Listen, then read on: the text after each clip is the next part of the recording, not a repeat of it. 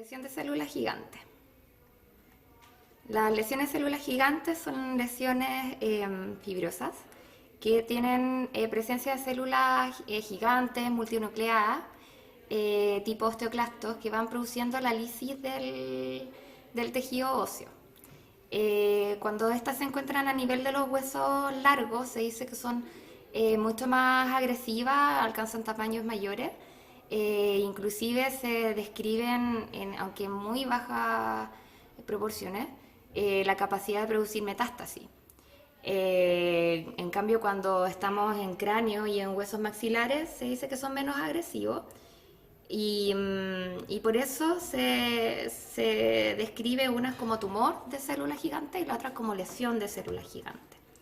Ahora, de todos modos, en los huesos maxilares,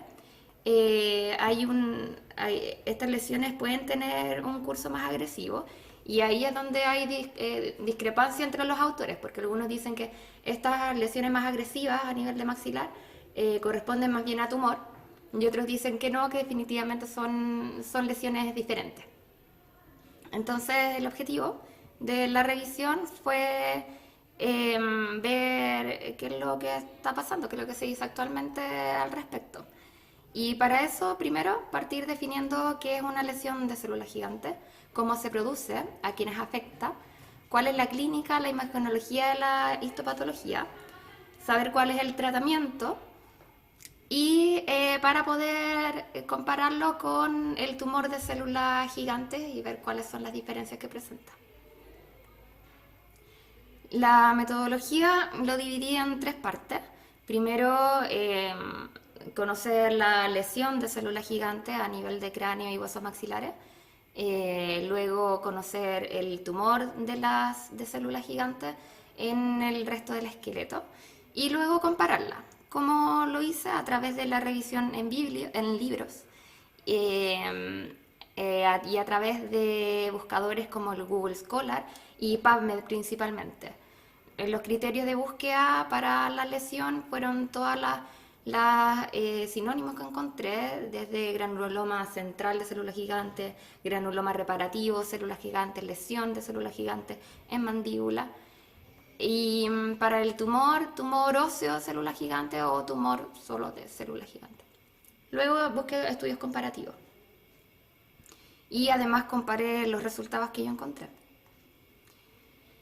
Dentro de los resultados, bueno, libros acá revisé unos 5 que definen a nivel de región maxilofacial y serían 3 para el tumor de células gigantes. Publicaciones 35 son las de las lesiones y 15 del tumor. Estas las consideré solo las que pude descargar completamente y que pude tener acceso no solamente al abstract. Entonces, lesión central de células gigantes. Muy bien. Sí, cambié la foto. La lesión central de células gigantes entonces está definida como una proliferación osteolítica localizada y benigna, donde se encuentran estas células multinucleadas que se ven ahí en la imagen, hay regiones de hemorragia.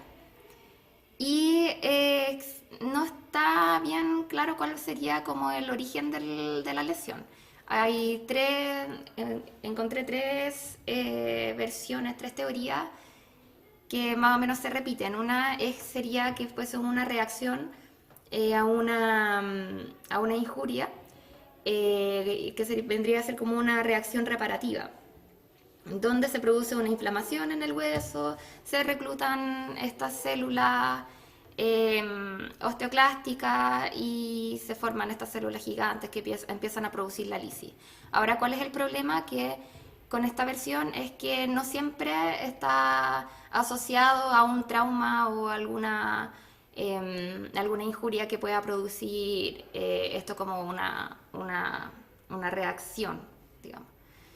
La otra sería que estuviese relacionado con el quiste óseo neurismático, ya que son parecidos, pero el quiste óseo neurismático tiene estos espacios sinusoidales, pero las partes de como trabécula es muy parecido a la lesión de célula gigante y se dice que podía ser como que pudiesen estar juntas. Y la que más suena, lo que era lo que mencionaba antes, que estuviese relacionado con el tumor de célula gigante, donde sería como parte de un continuo, donde la lesión de célula gigante sería como unas etapas previas al tumor de célula gigante, bajo esto. Quizás agregar que la generación de la célula gigante considera la fusión de macrófagos. Claro. Sí. Y esos son, dicho de otra forma, esta célula gigante multinucleada es un conjunto de macrófagos que han fusionado su membrana. Claro, de hecho que lo explico después, tengo hasta un dibujito. Excelente, muy bien. Un esquemita donde sale explicado ahí los monocitos macrófagos. Entonces la epidemiología, encontré, hay muchos estudios, todos concuerdan en lo mismo, que se daría principalmente en mujeres, mayoritariamente en mujeres en realidad. La edad promedio puede ser, la edad va en todo el espectro, desde niños hasta ancianos, pero se da con mucha mayor frecuencia entre la segunda y la tercera década de vida. Acá los estudios que tengo ahí mencionados dentro de la tabla tienen desde los 23 a los 35 años como edad promedio. Y entre maxilar y mandíbula, lo que más se da es en mandíbula. Algunos autores dicen que es más bien en el sector anterior, otros dicen que es más bien en el sector posterior, pero ahí no hay mucho consenso. Lo que sí hay consenso es que en mandíbula más que en otros huesos. Y la incidencia, 1,1 por millón, y 1,9 por millón, que es el que dijo Johnson. Lange, 1,1 por millón en Netherlands. La clínica, la ubicación, lo que ya mencionábamos anterior, que se da, es como principalmente en huesos maxilares, mayoritariamente en mandíbula, cruza la línea media, también se ha descrito en hueso temporal y esfenoides, aunque con menor frecuencia. La sintomatología, cuando no es agresivo, es asintomático y es más bien un hallazgo radiográfico. Cuando es una lesión agresiva, ahí puede haber dolor, parestesia, hay aumento de volumen con expansión de corticales. En la agresiva también puede presentar estas características, pero principalmente en el agresivo se dan todas estas en conjunto. Ahora la clasificación, según el Tong, en 1986, eso es el primero que hizo esta clasificación entre no agresivo y el agresivo. Y el no agresivo sería como la típica de cualquier lesión no agresiva, un crecimiento lento, asintomático, sin perforación de la cortical, sin reabsorción radicular. Y el agresivo son lesiones más grandes, mayor a 5 centímetros, el crecimiento se describe que es más rápido, hay reabsorción radicular, desplazamiento dentario, adelgazamiento del hueso cortical, que puede perforarlo y llegar inclusive a tejido blando. Y recurrencia luego del curetaje. Esta recurrencia se han descrito porcentajes que van hasta el 50% de los casos después del curetaje. Y si se toma solamente los agresivos, hay estudios que indican hasta un 76% de recurrencia. Ahora, cuando las lesiones son perforantes, se pueden ver estas tumoraciones en el tejido blando y que presenta un color medio violáceo, marrón, azulado, y que se puede llegar a confundir con el granuloma periférico de células gigantes también a primera vista. La imagenología son lesiones radiolúcidas, uniloculares o multiloculares. Ahí algunos dicen que es mucho más multilocular o unilocular, pero después se ve que es casi 50 y 50, favoreciendo un poco más el multilocular. Los bordes son festoneados, bien definidos, no corticalizados, y se ve la reabsorción radicular. Lo mismo que se mencionaba antes del desplazamiento dentario, perforación de cortical también se puede encontrar. Y los tamaños pueden variar desde 5 milímetros, chiquitito, y a lesiones más destructivas mayores a 10 centímetros.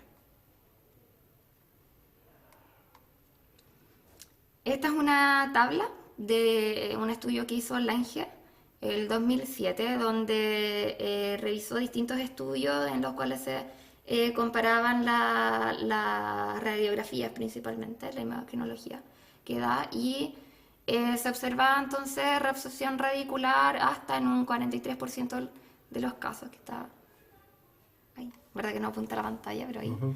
El desplazamiento se encontraba hasta en un 80% de los casos, el desplazamiento dentario. Y entre uni y multilocular, ahí hay varios, ahí se puede ver que hay desde el 15% multilocular hasta 60% multilocular. Para acá. Entonces desde 15%, 16% hasta 60% multilocular, así que es súper común, o sea, se puede encontrar casos de las dos formas. Digamos, yo al principio los que veía eran todos uniloculares, entonces cuando la mayoría de los textos decían que era multilocular, pero no, en realidad puede ser cualquiera de las dos. Y entre maxilar y mandíbula, mayoritariamente mandíbula. Acá en la tabla salen los porcentajes de maxilar y son todos menos del 50%. O sea, es mayoritariamente a nivel de mandíbula. Ahora, la imagenología no es diagnóstica, porque como da estas lesiones grandes y multiloculares, se puede confundir con ameloblastoma, mixoma odontogénico, el tumor odontogénico queratoquístico, el quiste óseo neurosmático. Cuando son uniloculares y están como asociadas a las raíces dentales, se puede confundir con granulomas periapicales o quiste periapical inflamatorio. Y acá hay un estudio que realizó Ana Ortega, donde ella lo que hacía era revisó las muestras que tenían un diagnóstico de lesiones de origen odontogénico y encontró entonces una serie de lesiones que eran de origen no odontogénico, que se habían confundido. Y dentro de esas había un 11% correspondían a lesiones de células gigantes, acá está como granuloma, que es lo mismo, es como el sinónimo. La histopatología,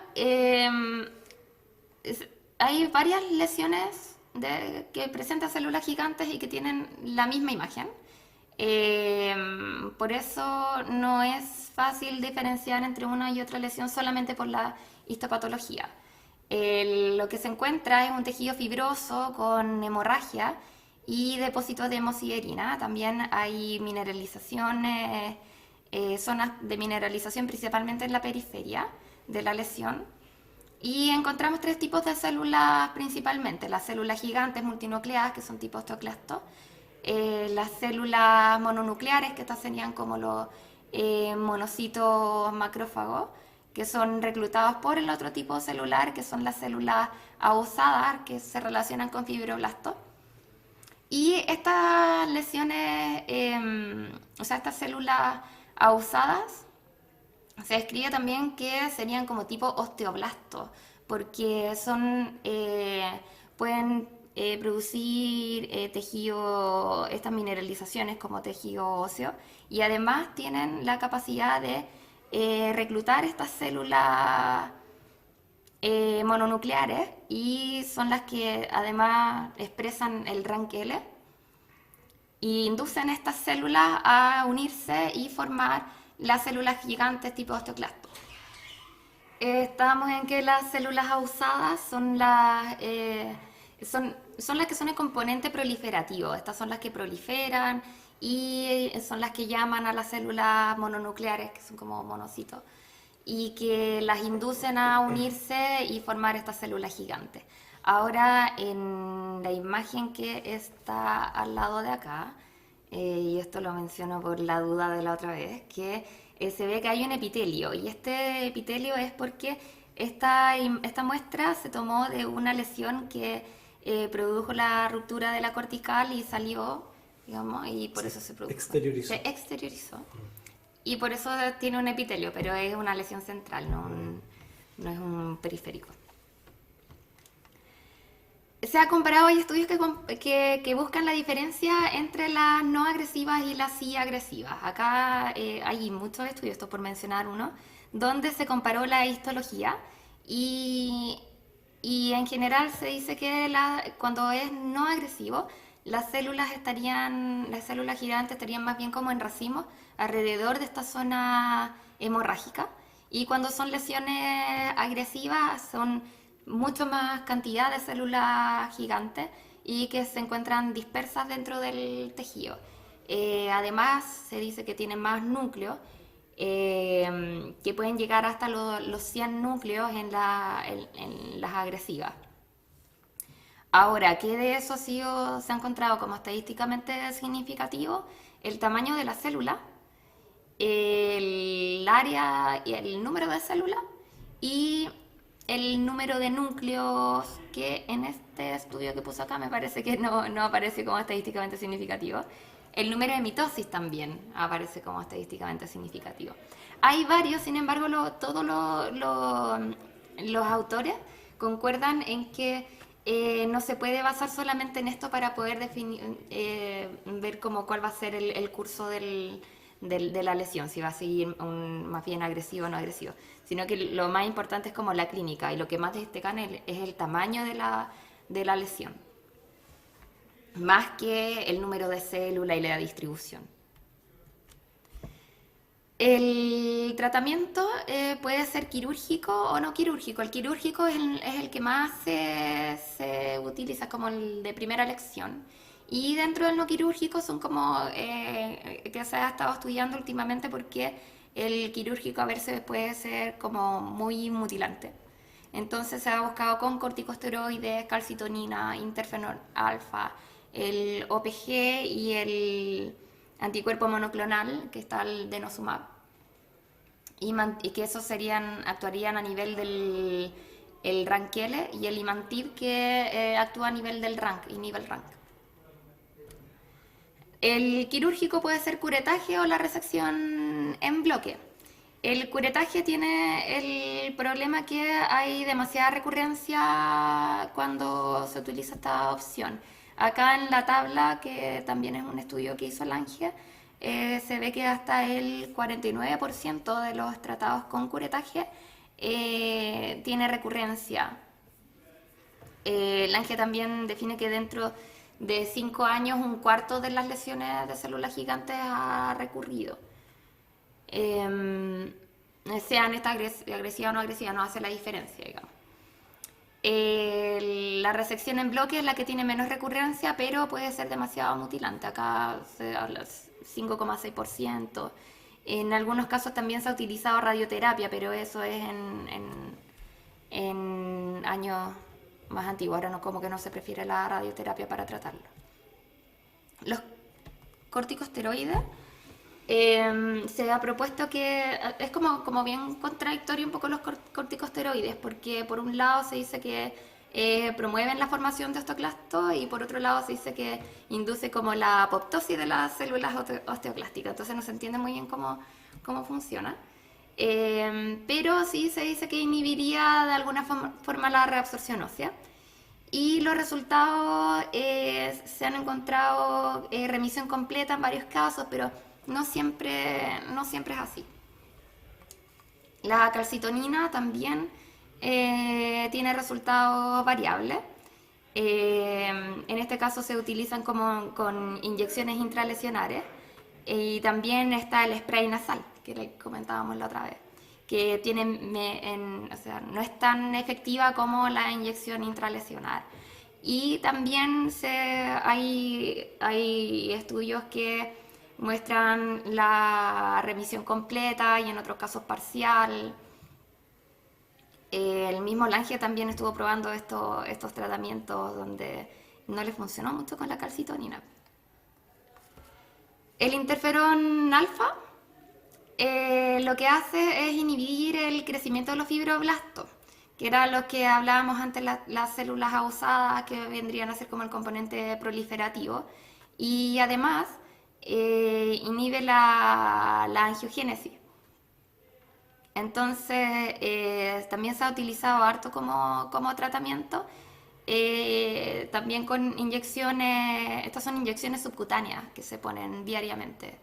Y se han encontrado estudios con remisión completa, otros parcial, y se puede usar también combinado con la cirugía, pero tampoco es como algo que sea como tan definitivo, este es el tratamiento. Lo que actualmente se está probando sería la osteoprotegerina y el anticuerpo monoclonal del Rankele, que este es el denosumab.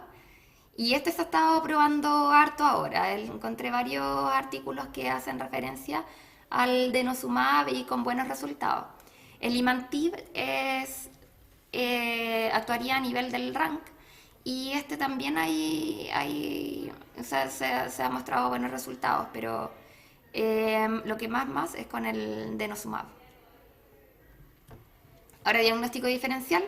Está el quisteo seneurismal, que era el que mencionábamos antes, pero que este tendría espacios sinusoidales que están como rellenos de sangre, con hemorragia, digamos. Y el querubismo también sería otro, pero ahí hay sería como se da más en niños, es bilateral y hay antecedentes también familiares. El hiperparatiroidismo es imposible diferenciarlos, solamente hay que hacer con pruebas químicas porque está alterado el nivel de calcio y del aparato hormonal. Asociaciones. Sí, pues, sí. Está el síndrome de Noonan. Ah, ya. Noan, yo no. Noonan. Neurofibromatosis también. Ahí se describen que podría haber alguna relación con el gen que forma que tiene la alteración en el síndrome de Noonan, que podría estar relacionado con la formación de las células gigantes. Lo mismo con neurofibromatosis. Encontré también que se mencionaba la neurofibromatosis con el síndrome de Noonan y además lesión de células gigantes, pero la conclusión era que era muy mala suerte del pobre paciente, más que fuese una asociación como establecida, digamos. Y lo otro con lo que se ha encontrado harto es con el fibroma odontogénico central. Acá hay un caso clínico de una lesión agresiva, una mujer 26 años, donde a nivel de los premolares en el tercer cuadrante se observa una lesión radiolúcida ahí en la imagen, y esta correspondía a una lesión de células gigantes. Se hizo la enucleación en curetaje, ahí está, chiquitita, ahí. Esta se trató con curetagia, pero a los 6 meses ya se encontraba esta tremenda lesión, que ya vendría a ser una lesión mucho más agresiva, donde se observa la reabsorción radicular, hay perforación de la cortical, y ahí está la imagenología donde se ve la perforación de la cortical. Y este caso se trató con interferón alfa. Se hizo, la nucleación y con interferón, que en inyecciones subcutáneas diarias. Y a los 6 meses ya se observaba, ya se podía ver, me distraje un poco. Dilo de nuevo. Sí. Es que me distraje porque como que se me pegó el cosito y me... Dilo de nuevo, no te preocupes. Entonces, a los 6 meses ya se podía observar que había ya cicatrización, estaba mucho más, la lesión prácticamente había desaparecido completamente, y de los 5 o 8 años no había evidencia de recurrencia. Y ya se encuentra totalmente cicatrizado, pues esto es un caso espectacular. Ahora, tumor de célula gigante. Puse esta imagen porque acá en el tumor de célula gigante, dentro de las personas que hablan mucho de la diferencia en la histopatología, hacen referencia a que las células son muy, muy grandes, mucho núcleo y distribuidas de forma muy, muy uniforme, y que prácticamente no hay zonas de hemorragia en el tumor de células gigantes. Sin embargo, en esta imagen tenemos zonas hemorrágicas, están las células gigantes, pero no en tan espectacular como lo describen los que hacen la diferencia. El tumor de células gigantes es una neoplasia benigna localmente agresiva, con presencia de células gigantes multinucleadas sobre este estroma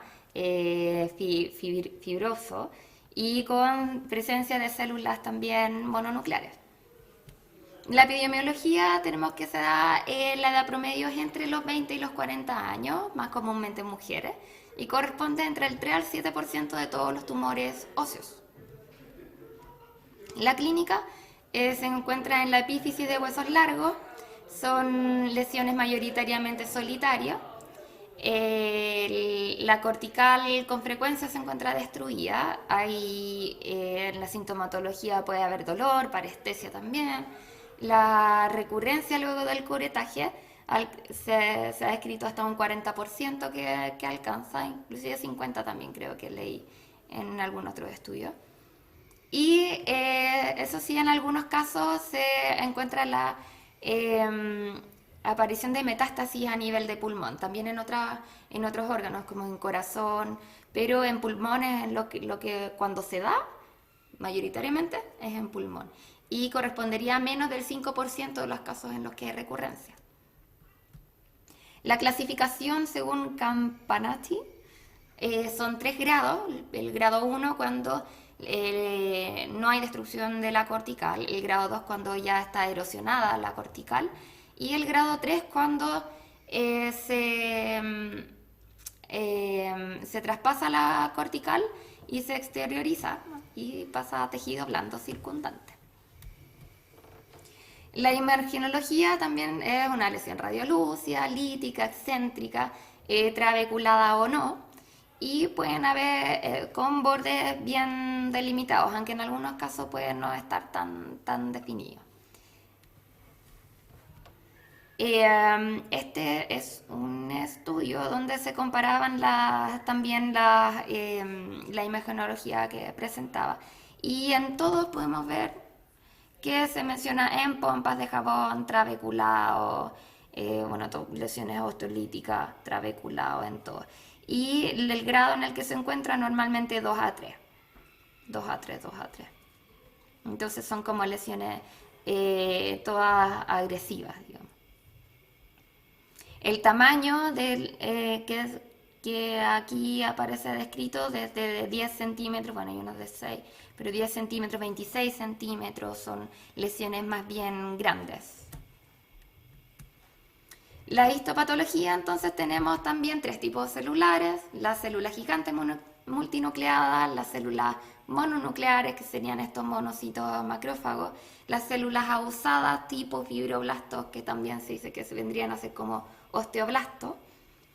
Es recurrente encontrar hemorragia, muy frecuente, y zonas mineralizadas normalmente en la periferia de la lesión. Acá hay un esquemita, aquí está el esquemita donde está esta célula del estroma, que acá la ponen la célula maligna del estroma, porque esta ¿Maligna? Así está en el esquemita que pusieron ahí, porque esta vendría a ser la que sería el componente neoplásico de la lesión. Pero igual entiendes que es cuestionable que hayan puesto ese maligno, término. sí, porque es una lesión Cuando benigna. hablando de patología neoplásica, Claro. y ocupan el término maligno, entendiendo que estamos hablando de un tumor benigno. Claro, sí, puede localmente llevar agresivo, a ¿no? confusión, totalmente. Claro, puede llegar a confusión. Sí, Bien, sigamos. no, pero lo ponen principalmente porque es la que vendría a ser el componente proliferativo, porque no es la célula gigante la que prolifera, sino que es la célula abusada la que prolifera y que recluta los monocitos y además los induce a unirse y formar esta célula gigante. Entonces, en el fondo, esta es la célula clave. Acá está la esquemita, cuando recluta los monocitos, la expresión del RANKL y estos monocitos que tienen el receptor RANK, entonces forma la unión, se fusionan y forman estas células gigantes osteoclásticas que producen la reabsorción del tejido óseo. Tratamiento también principalmente cirugía y mayoritariamente cirugía con curetaje, aunque hay mucha recidiva después del curetaje, entonces también está la resección en bloque. También se escribe radioterapia y quimioterapia, pero no en todos los casos. El interferón alfa también ha sido utilizado. Los bifosfonatos también por la capacidad de la inhibición de la actividad osteoclástica. Y también hay muchos reportes sobre la utilización de los inhibidores de arranqueles, que acá puse el microRNA 106, que es como un inhibidor del RN mensajero, algo así era. Y está también el anticuerpo monoclonal Rankel, el denosumab, que es el mismo también que se está probando en la lesión de células gigantes. Hay muchos más reportes del denosumab en el tumor de células gigantes, eso sí, encontré muchos. Y con buenos resultados. Diagnóstico diferencial: el sarcoma maligno de células gigantes, osteosarcoma rico en células gigantes, quiste óseo neurismático, la displasia fibrosa y la lesión central de células gigantes. Y ahora, bueno, la tercera parte sería la comparación, ya teniendo estos datos. Acá hay varios estudios que los comparan. Acá puse uno donde se compara distintos aspectos clínicos, demográficos. Entonces se separó entre la región maxilofacial y el esqueleto axial y apendicular, diferenciándolo entre los agresivos y los no agresivos. Ahora, ¿qué fue lo que encontraron como estadísticamente significativo cuando se comparan las lesiones agresivas? Solamente la edad de inicio en este estudio. Que en el caso a nivel maxilofacial solamente eran niños más chicos, la edad de inicio, y en el tumor de células gigantes eran a una mayor edad.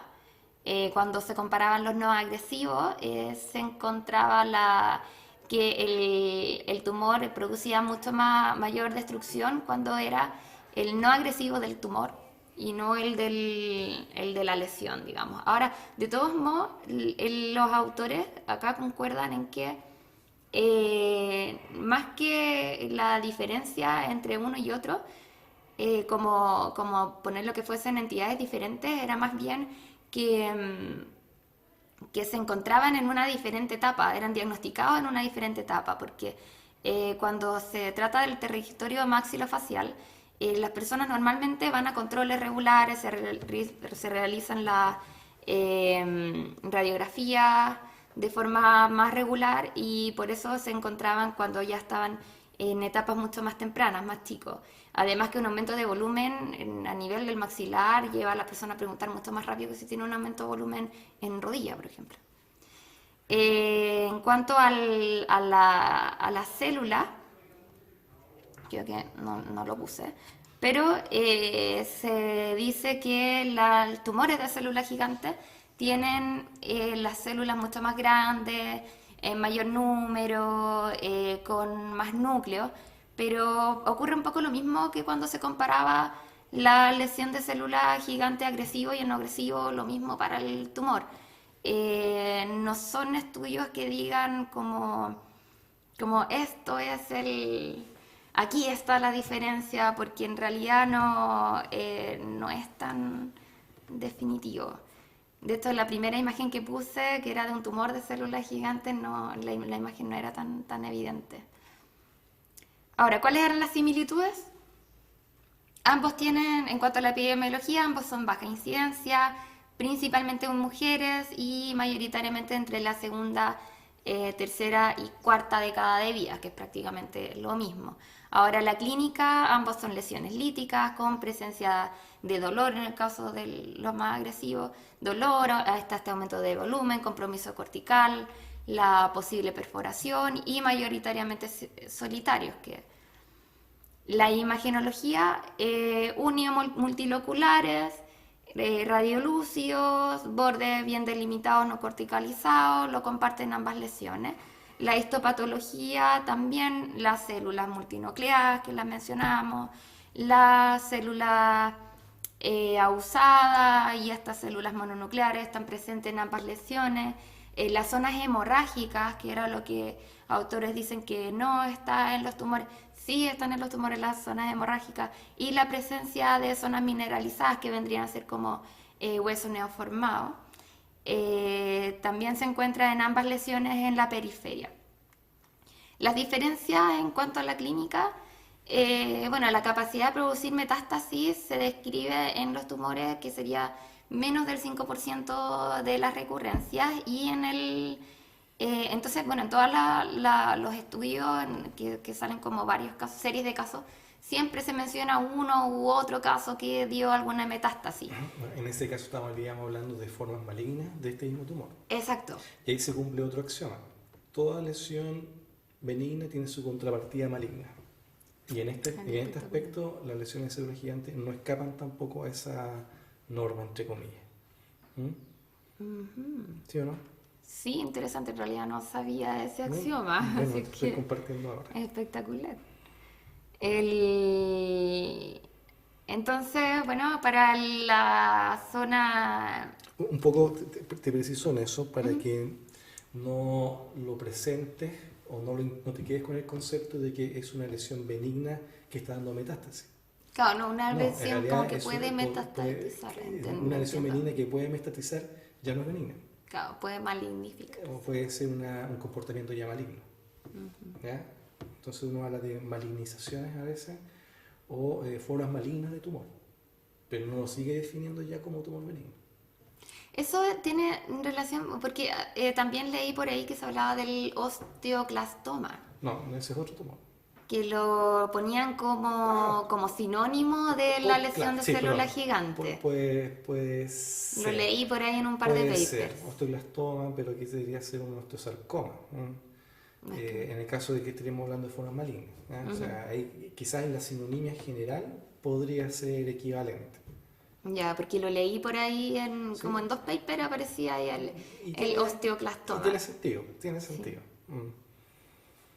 Pero no me metí más allá. No, tranquilo, no es necesario. Ok, y a nivel de los maxilares se ha reportado un solo caso en el cual se dio metástasis, que era un niño de 17 años que dio metástasis en pulmón y que falleció. Eso lo encontré en el SAP. Estuve buscando el paper, pero no... ¿Dónde estaba? Pero no lo encontré, en realidad, no lo pude ubicar. Ahora, en cuanto a la histopatología, la única diferencia que se menciona sería que las células gigantes tendrían más núcleos que en el tumor de células gigantes que en la lesión. Esa es la única diferencia que puede encontrar. Ahora, en cuanto a marcadores, se han buscado varios marcadores. Ahora aquí, de esto, justo antes de que llegara, estaba leyendo de una proteína que se expresaba, que era la MDM2, y que era una proteína, pero que esta se encontró en ambos, tanto en el tumor como en la lesión de células gigantes, y que promueve la proliferación de las células ausadas a través de la unión de la P53. Y dice que es de momento la única proteína probada que está asociada al ciclo celular de las células proliferantes tumorales. Entonces que se decía que se podía hacer como un blanco para tratamiento.